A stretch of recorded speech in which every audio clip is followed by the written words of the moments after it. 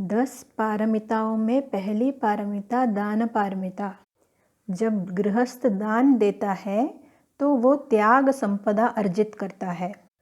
अंगुत्तर निकाय में अनाथ पिंडक को संबोधित करते हुए भगवान समझाते हैं कि श्रद्धा संपदा, शील संपदा, त्याग संपदा और प्रज्ञा संपदा क्या है।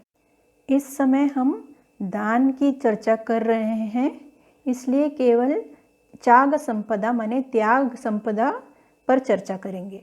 तो कहा, इद गहपति अर्य सावको विगत मल मच्छेरेन चेतसा अगारं अज्जावसति मुत्त चागो पयत पाणी वोसग्गरतो याच योगो दान संविभागरतो अयं उच्चति गृहपति त्याग संपदा।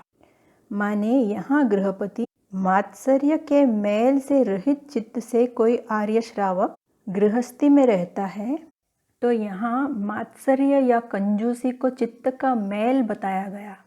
जो आदर्श गृहस्थ होता है वो मात्सर्य के इस चित्त मैल से रहित होकर गृहस्थी में रहता है।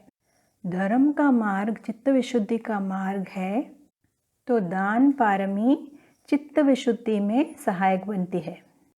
मुत्त चागो, मुत्त माने मुक्त, चाग माने त्याग, माने दिल खोलकर त्याग करता है। पयत पाणी, पयत परिशुद्ध, पाणी माने हाथ या हथेली। वोसग्ग रतो, वोसग्ग माने परित्याग, परित्याग करने में उदारता में रत रहता है। याच योगो माने याचना करने योग्य है। जो दानी होता है वही याचना करने योग्य होता है। कोई याचक उससे कुछ मांगे तो उसको खाली हाथ नहीं लौटाएगा। दान संविभाग रतो, दान देने में अपनी संपत्ति का संविभाग करने में रत रहता है। अयं उच्चति गृहपति त्याग संपदा, गृहपति ये त्याग संपदा कहलाती है। दान संविभाग को और अच्छी तरह समझने के लिए देखते हैं कि कौशल संयुक्तम में भगवान ने कौशल नरेश प्रसेनजीत से क्या कहा। सब पुरुषो चखो महाराज उड़ारे भोगे लभित्वा अत्तानं सुखेति पीणेति माता पितरो सुखेति पीणेति पुत्तदारं सुखेति पीणेति दास कम्मकर पोरिसे सुखेति पीणेति मित्तामच्चे सुखेति पीणेति समण ब्राह्मणेषु उद्दग्गिकं दक्षिणं पतिट्टापेति सोवग्गिकं सुख विपाकं सग्ग संवत्तनिकं। सब पुरुषो चखो महाराज उड़ारे भोगे लभित्वा, उड़ार का मतलब विशाल, यहाँ उड़ार भोग का मतलब बहुत धन।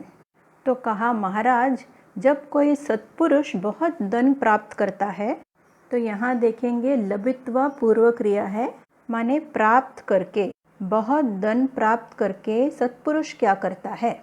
अत्तानं सुखेति पीणेति, अत्तानं माने अपने आप को, सुखेति सुखी करता है, पीणेति संतुष्ट करता है, प्रसन्न करता है, माता पिता को सुखी करता है, प्रसन्न करता है। पुत्तदारं सुखेति पीणेति, पत्नी को और बच्चों को सुखी करता है, प्रसन्न करता है। दास कम्म कर पोरिसे माने जो दास हैं और नौकर चाकर हैं उनको प्रसन्न करता है।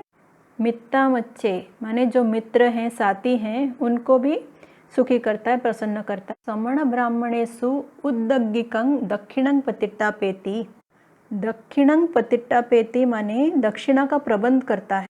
पतिट्टापेति माने प्रतिष्ठापित करता है। उद्दग्गिकं, उद्दगति माने ऊर्ध्वगति, माने ऊंचे लोकों में पुनर्जन्म, माने समण ब्राह्मणों के लिए दक्षिणा का प्रबंध करके वो ऐसा कर्म करता है जो उसको ऊंचे लोकों में जन्म देने वाला है। सोवग्गिकं स्वर्ग ले जाने वाला। सुख विपाकं, विपाक परिणाम या फल, सुख विपाक ऐसा कर्म जो पकने पर सुख का फल लाता है। सग्ग संवत्तनिकं, सग्ग माने स्वर्ग, संवत्तनिक माने प्रेरित करना, तो सग्ग संवत्तनिकं माने स्वर्ग की ओर ले जाने वाला। वाक्य का एक भाग हमने विभक्ति को समझने के लिए यहाँ पर डाल दिया है। समण ब्राह्मणेषु उद्दग्गिकं दक्षिणं पतिट्टापेति। उद्दग्गिकं तो विशेषण है, ऊर्ध्वगति दिलाने वाली दक्षिणा। बाकी के 3 शब्दों को लेकर हमको विभक्ति समझना है। समण ब्राह्मणेषु दक्षिणं पतिट्टापेति, तो यहाँ समण ब्राह्मणेषु सप्तमी विभक्ति में है। हिंदी और अन्य भाषाओं में जब किसी को कुछ देने की बात होती है या किसी के लिए दक्षिणा का प्रबंध करने की बात हो तो संप्रदान कारक माने चतुर्थी विभक्ति का प्रयोग होता है। इस बात में पाली व्याकरण अन्य भाषाओं के व्याकरण से भिन्न है। कौशल नरेश को भगवान ने जो धर्मोपदेश दिया उसकी हमने थोड़ी चर्चा कर ली। संयुक्त निकाय का ये सुत्त है जिसका नाम है अपुत्तक सुत्त। उस संदर्भ को, घटना को अब थोड़े मैं बताती हूँ। कौशल नरेश प्रसेनजीत जब एक बार भगवान को मिलने गए तो बातों बातों में भगवान को बताया कि श्रावस्ती नगरी का एक सेठ गुजर गया। सेठ का कोई पुत्र नहीं था, वारिस नहीं था, तो उसकी सारी संपत्ति को राज खजाने में जमा करवाया। और फिर राजा बताने लगे कि बहुत धनवान होने के बावजूद भी वो सेठ रूखा सूखा खाता था, जीर्ण वस्त्र पहनता था और टूटे फूटे वाहन में आता जाता था। राजा प्रसेनजीत की बात सुनकर भगवान बोले, जब कोई असत्पुरुष धन प्राप्त करता है तो वो न स्वयं उसका सुख भोगता है और ना ही औरों को सुखी करने के लिए अपने धन का सदुपयोग करता है। धन का सदुपयोग न होने से राजा उस धन को ले जाते हैं या चोर चुराते हैं, आग नष्ट कर देता है या पानी बहाकर ले जाता है, या फिर कोई अनचाहा वारिस उस धन को प्राप्त कर लेता है। असत्पुरुष का धन बेकार जाता है, किसी के काम नहीं आता। फिर उपमा देकर बताते हैं कि किसी वीरान स्थान पर कोई तालाब हो जिसमें साफ मीठा ठंडा पानी हो, फिर भी वो पानी किसी के काम नहीं आता। इसके विपरीत जब कोई सत्पुरुष धन प्राप्त करता है तो वो स्वयं भी उसका लाभ लेता है और औरों को भी उसका लाभ पहुंचाता है।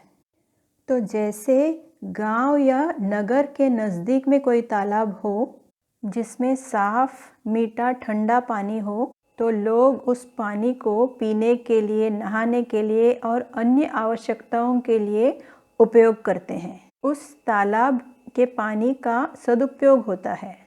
तो सत्पुरुष अपने धन का सदुपयोग करके इस जीवन में भी सुखी रहता है और अपने सत्कर्मों के फलस्वरूप मृत्यु के बाद भी सद्गति प्राप्त करता है।